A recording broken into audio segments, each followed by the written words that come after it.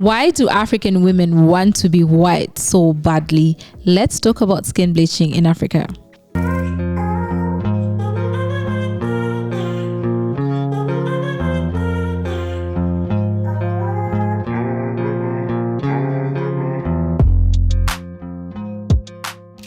Hello there, my name is Janita Maaya. Welcome to my YouTube channel. If you're new here, please do subscribe, give this video a thumbs up and hit the bell for notifications. Let's get right to it. So the other day I was on the internet scrolling like any other person, and I came across this video from DW channel, and it was titled Skin Bleaching: The Risks Behind the Beauty Craze. Now I want to give you guys a story, right?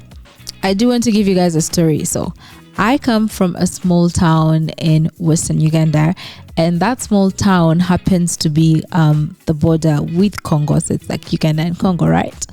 So back then when I was young, the common thing that was there was skin bleaching, because they could get these products from Congo and then sell them in that little town, and then the women that would use that cream. So for some time I saw some women bleach. It was a normal thing, you know. There was a whole shop dedicated to just mixing creams so that women could get lighter, you know. Like, your dark skin wasn't celebrated as much as it is now. So for the longest time these women were bleaching, right? And the repercussions for that is that now that when you see them, you can see that the creams have spoiled them. You know, these are women that we knew, these are women that we loved, these are women that we, you know, just saw on a daily, right? And which was a shock to me. So I said I have to bring this topic to my channel, because I'm sure there's a young girl out there watching this video, and you know, they're not secure in their skin tone, they don't feel beautiful, and I'm here to change the narrative. But first, watch this clip and then we come back. Lebohan was not aware of the long-term price she paid.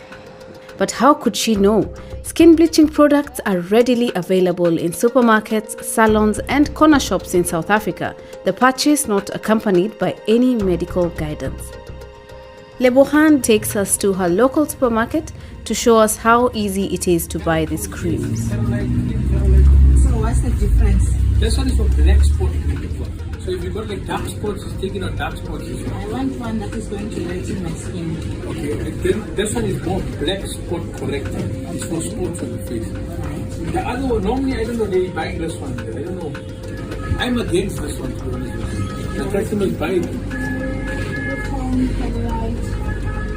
It's not difficult to buy them because they are very cheap. Some of them are cheap than from getting one from the doctor, and then you can even get them from the street vendors. You had the lady right there. The comment that she made that really stopped me in my tracks is, you know, I was very beautiful when I was young, quote unquote. I was light like a white woman, you know.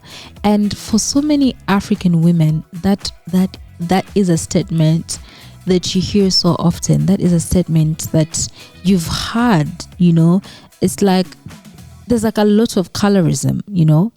It's like the lighter you are, the closer you are to something bigger or something like that. And then the dark skin that you are, the worse you are, you know. That has been the statement that has been put into young girls' brains. That has been a statement that has been put into a woman like this, you know, a lovely woman. She was very beautiful. She looks beautiful right now. But because she decided that her standard of beauty was being white, she's now facing the consequences of that. Because first things first, her face, her red is skin, her face is red, right? You know, it's itching, and she's really going through it, right?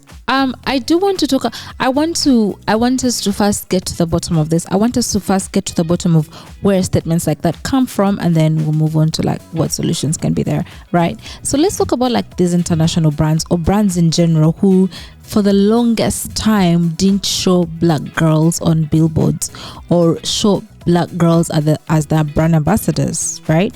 Now, recently in Nigeria, they passed a law where it's like all international brands have to use Nigerians on their billboards or something like that, to show the people that, you know what, you are beautiful, your face matters, your skin color matters, and we see you are seen, you are appreciated and you are loved. We also have beauty brands that exploit insecurities so that they can profit off them, right? It's like, oh, you want even tone skin, there's a product for that. You want lighter skin, there's a product for that. You want brighter skin, there's a product for that.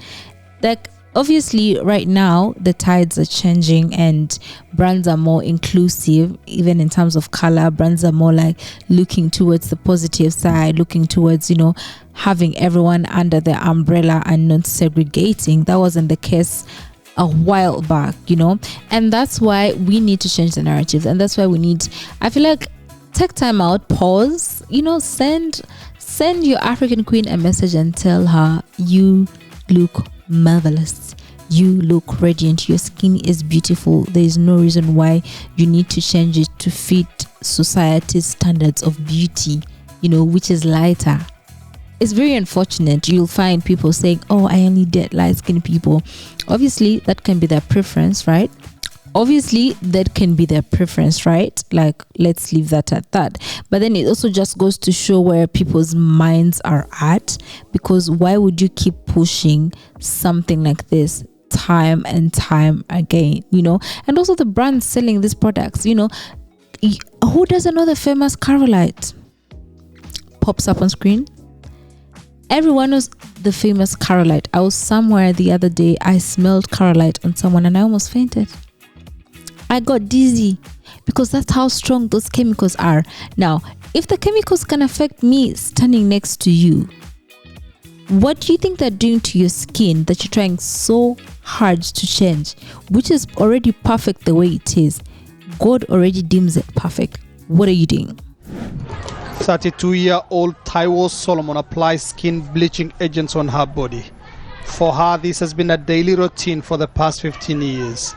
Now, several shades lighter, she says her new skin makes her feel more beautiful and confident. I'm not seeking to be totally white. I just want to look beautiful. I can't stop using the lightening agents. In many parts of Africa, lighter-skinned women are considered more beautiful and believed to be more successful and likely to find marriage. I mean, it's amazing to see a country like Cameroon, fighting the war against bleaching. I hope that Uganda wakes up but I don't think that's the issue. I don't want to go to kind of give up to say so much about that. But every African country needs to stand up and say something. You need to know that your African sisters are amazing the way they are. Why are we pushing this agenda that people need to change their skin colors? Like, you want to jump from one shade to the next? From one shade to like the next 10 shades, and then just to be whiter, and then at the end of the day, black is black, because no matter how lighter you get, you're still gonna look lighter, but black, it changes nothing. We also need to call out the negative influence of social media. Social media is pushing this narrative that, you know what, you are not lovely, or like our melanated queens are not who they say they are. I know you're probably watching this and you're like, okay, this is not an issue in this day and age, but it is an issue on the ground. It is an issue. You meet girls and like, oh, I want to date a light skinned guy so that I can have kids that are light skinned, and just like, your whole purpose in life is to have a light skinned baby. What is the notion behind that? What is pushing you towards that? You feel like if your baby is dark skinned, they won't get treated a certain way. So that's that. It's called internalized colonialism. I'll give you the perfect example. Light skin, something more attractive. We have that still, like, it's very much a thing. I am the lightest one out of my 3 siblings, and my sister, who's perhaps maybe like a shade darker than me, that's about it. She used to hear that all the time growing up. What would they say to her? Oh, but your younger sister is prettier because she's lighter. That's it. My sister's gorgeous, but the only reason why I would get, oh, you're prettier because you're lighter. That's it. That's the same stuff we get in them. Exactly. Because it ties into what you just said, right? That's what's coming. That's the central cause of it.